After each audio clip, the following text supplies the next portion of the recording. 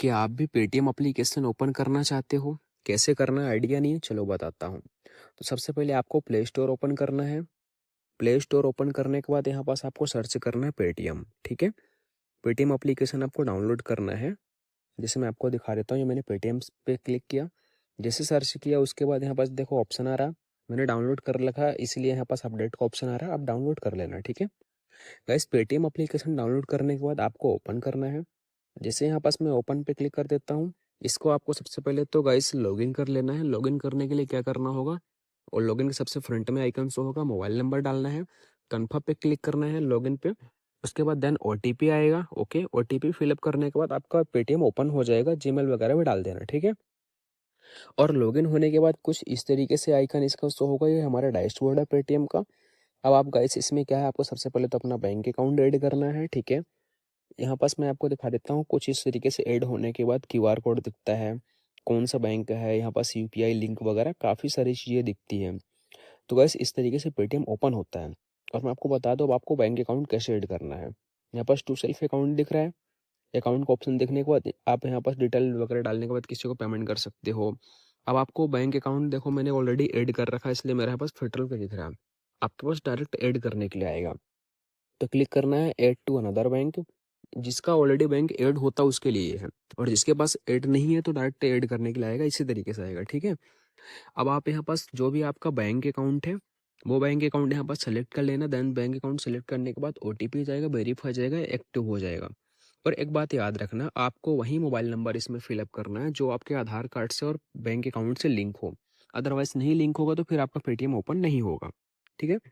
Open करने के बाद कुछ इस तरीके से आएगा, यहाँ पास आप क्यूआर कोड स्कैन कर सकते हो, स्कैन एंड पे क्लिक करके। ये मैंने क्लिक कर दिया, अलाउ कर दिया। अलाउ करने के बाद ये देखो हमारा स्कैन करने के लिए रेडी है। यहाँ पास स्कैन करने के बाद आप किसी भी ऐप में पेमेंट कर सकते हो, ठीक है। देन आपके पास अगर फोटो गैलरी है तो गैलरी में भी स्कैन कर सकते हो। जैसे ये मैंने डायरेक्ट फिजिकल क्यूआर कोड कर लिया। अब मेरे को किसी ने भेजा कि भाई मेरे में पेमेंट कर दे, ये क्यूआर कोड है, ठीक है। तो आपको यहाँ पास गैलरी में क्लिक करना है। गैलरी में क्लिक करने के बाद जो भी आपके पास क्यूआर कोड होगा इस पे फोटो आ जाएगा, उस पर क्लिक कर दोगे आपका स्कैन ले लेगा। जैसे ये मेरे पास क्यूआर कोड, इस पर मैंने क्लिक कर दिया।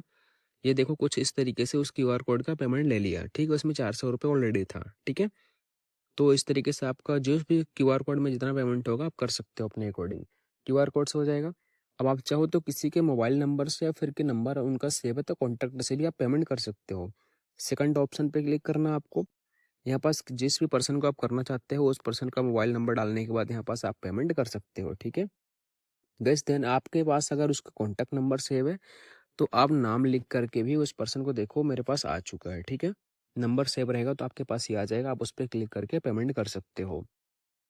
इस तरीके से इसका पेटीएम का है, और भी काफ़ी सारी डिटेल है। आप चाहो तो अपने टू सेल्फ बैंक को भी कर सकते हो, फिर किसी के बैंक अकाउंट में आपको पैसे ट्रांसफर करना है तो इंटर बैंक अकाउंट, यहाँ पास बैंक अकाउंट नंबर डालना है, नीचे बैंक का नाम डालना है, आगे आईएफएससी कोड का आएगा, ठीक है।